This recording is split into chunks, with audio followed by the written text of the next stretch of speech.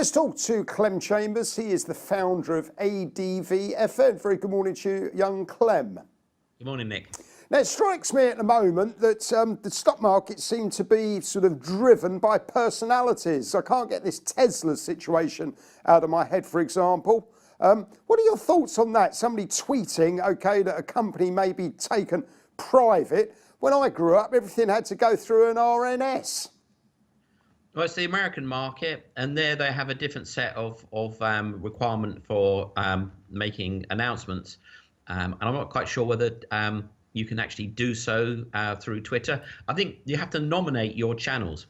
So you go, right, our news is released through Twitter, or our news is released through Edgar, etc., etc.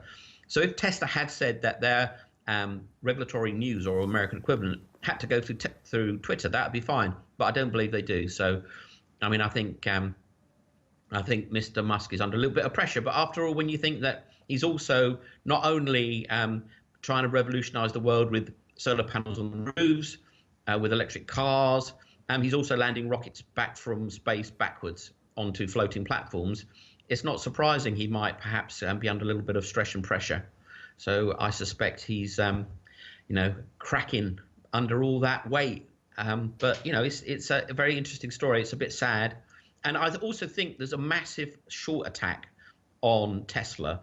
If you read the news, the sort of news where the shorts actually spread rumors, it's all there to be seen. So he is under very, very large attack from the shorts who are using the media as an attack vector. So you have to bear that in mind. But you could hardly blame the guy from losing his rag under the circumstances, I think. Okay, so let's turn our attention to the S&P 500. What are your thoughts here? Obviously, you've talked about the charts looking really toppy earlier this year, but basically the fear has sort of come out of the market in recent weeks.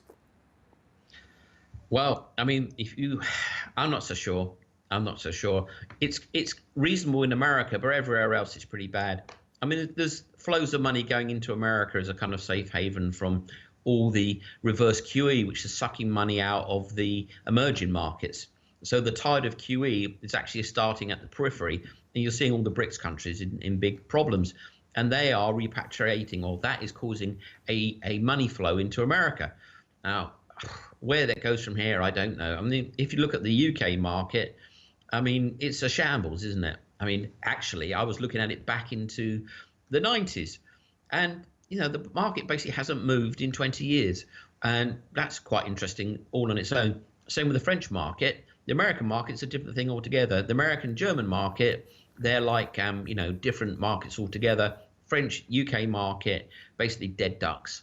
And it's a good question where the American markets, can they keep going ahead like this with a backdrop of really, really bad situation, interest rates rising, cash drying up, geopolitical problems. So I don't know. I kind of feel as if it's like Wile E. Coyote has run off a cliff a little bit. But what can happen, and it's amazing when you think about it, what can happen in these circumstances is as the market gets riskier, so the price goes up more and more, because the price has to rise for people to bear the risk of a riskier market. That was what some academics consider to be the cause of the dot-com boom and crash. So we could get a really big rally at this stage. I mean, a really, really big rally. If you look at the chart, you can see a potential for a huge rally. But what I think will happen is if that occurs, the Fed will just cut it off. And if it slumps, the Fed will cut off any crash coming. So we will be kind of range bound. That's not to say it won't trend up slightly, but I think every time it looks like it's going to go to the moon, it'll get chopped. Every time it looks like it's going to go into the dustbin, it'll get supported. So I think we're in highly curated markets at the moment, particularly in North America, and it's very hard to navigate. And I mean, the volatility even in the London market, which hasn't gone anywhere for 20 years, you can see it's there. You can see it feels like the trend is down. There's a lot of room for it to fall, and whether it will or not is another matter. But in these curated markets, central bank modified markets, it's a political call rather than an economic call, and that makes it for a very difficult game. So I'm sticking to safety, buying value in the big caps, and dividends, low PEs, keeping my risk under control, and keeping a lot in cash still. Understood. Right, before we run out of time, a few words on Bitcoin this week. Any developments? Well, it's at its support line, if you believe in that sort of thing. It's back down there. If it's going to break through that, it's going to go down into the 3,000s, I think.